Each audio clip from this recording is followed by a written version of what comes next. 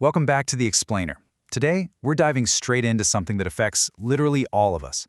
We're going to unmask the hidden forces in our modern world that take our most beautiful, natural desire to help other people and, well, twist it into this exhausting, lifelong burden. If you've ever felt totally drained by the constant demands of a job, a community, or even a relationship that packages its endless taking as your duty, you are absolutely going to want to pay close attention today. We're exploring what's known as the mask of the Devourer. Listen to this phrase because it truly defines the ultimate boundary of human dignity. I can die for you, but you cannot make me die for you. It sounds intense, right? But it completely reframes how we look at autonomy. When I choose to sacrifice for you, I'm the master of my own fate. It's a sacred gift of free will. But the very second you demand that sacrifice is your absolute right, the whole nature of the act changes. It's no longer love, it becomes a debt. It's no longer mutual aid, it literally becomes spiritual plunder. So, let's jump right into Part 1, Symbiosis versus Consumption. We really need to ask ourselves, why does our society so often mistake taking for leadership and sacrifice for duty? It all comes down to this core dynamic.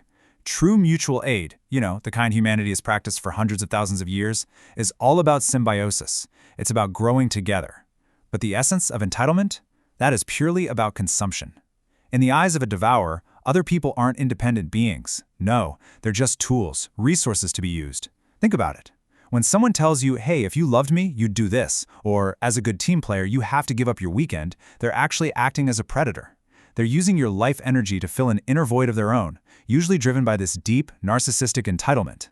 Now, the absolutely crucial point here is that a predator completely refuses to recognize what the Decentralized Social Protocol calls the inviolable sphere. Picture this sphere as the absolute boundary of your autonomy. Inside it, your beliefs, your lifestyle, your cognitive privacy, and maybe most importantly, your time are completely sacred. They're immune to collective demands. But a devourer, they just refuse to see that boundary. No matter how much you give, they look at your very existence simply as a resource that they have a natural right to drain. Moving on to Part 2, the giant infant in the boardroom. So, psychologically speaking, these devourers, and honestly, this could be a toxic family member or a high-powered executive, they often operate like, giant infants. They basically never outgrew the stage where they believed the entire world existed just to serve their needs. Because of this, they manipulate you using 3 very specific tactics to plunder your autonomy. First up, emotional testing. This is where they demand extreme sacrifices just to prove your loyalty. Second is vampiric parasitism, shifting their own heavy responsibilities onto your shoulders just because it's too hard for them. And third, the high ground. This is a classic. It's when they package their predatory demands in the shiny language of virtue, calling it benevolence or company culture. And you have to remember this key takeaway. When they leverage things like company culture, loyalty, or duty, they're not looking for a partner. Actually, scratch that. They aren't even looking for a helper. They're demanding absolute submission. They're trying to bypass your free will, so you just hand over the keys to your inviolable sphere without a fight. Which brings us to Part 3, Trained to be Prey. Okay, so if this behavior is so obviously predatory, why on earth do we tolerate it? Why do we say yes when we know we're being consumed? Well, the really uncomfortable truth is that our traditional education system literally trains us to be prey. It sets up a pipeline. Think about it. Traditional schooling focuses almost entirely on knowing consequences. You know the drill. If you don't study, you won't get a job. If you don't obey, you'll end up in poverty. And when you're constantly driven by this fear of consequences, your brain just shifts into permanent defensive mode. In that state of fear, you'll naturally surrender your autonomy to pretty much any authority figure that promises to keep you safe. I want you to think about this question really honestly for a second. In your day-to-day life, are you asking, who am I? Or are you asking, how can I be useful enough to be spared? Because when society teaches us that our worth is just some computable value, like a number on a spreadsheet or a market price, we end up spending our entire lives endlessly trying to prove our right to exist. We totally conflate our existential value as a living human being with our exchange value in the labor market. It's wild. But there's a way out. The Decentralized Social Protocol fixes this by completely shifting the paradigm. Instead of traditional education, which honestly operates like an indoctrination assembly line built on fear, the protocol proposes an education based entirely on self-discovery. It shifts the focus. It prioritizes knowing yourself and your needs way above fearing the world. Let's look at how that actually works in Part 4, the protocol solution, the shield of self-discovery. So how do we actually build a system that protects the human soul against the Devourer?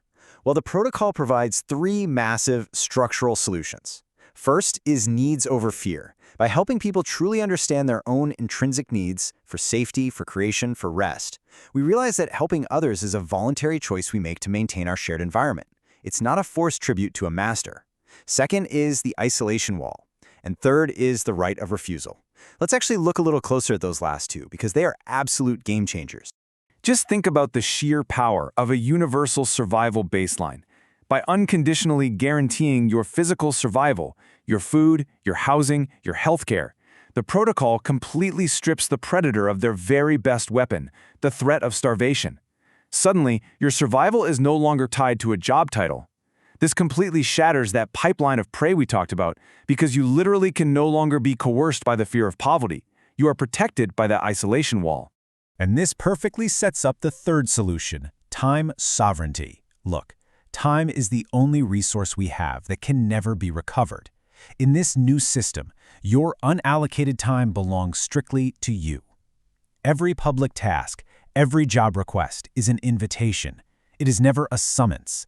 Because your survival is already guaranteed, you have the absolute power to decline a task without ever risking your livelihood.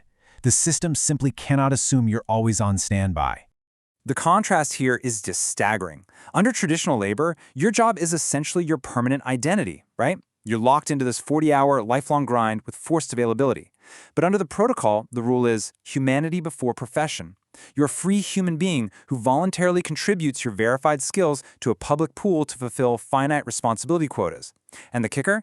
In exchange for stepping up, you earn high-tier experiential rewards, stuff like access to advanced research labs or beautiful ecological retreats, all while your free time is fiercely, fiercely protected.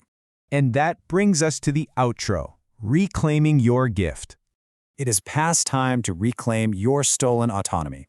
The ultimate metric of a successful society isn't GDP, and it sure isn't efficiency.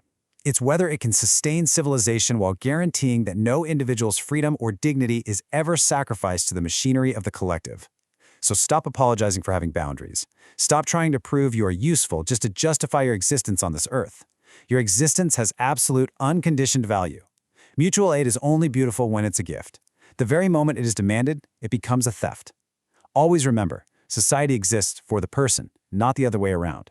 But before we wrap up, I want to leave you with a pretty provocative thought. If we actually build this protocol, if the Devourers lose the weapon of fear, and they can't threaten us with starvation or poverty anymore, how do they still manage to hijack our minds? What exactly happens when they turn away from fear and start weaponizing our very sense of meaning? That, my friends, is the ultimate psychological trick, and it's exactly what we're going to unpack in our next explainer on the value hack. Thanks so much for joining me, and I'll see you next time.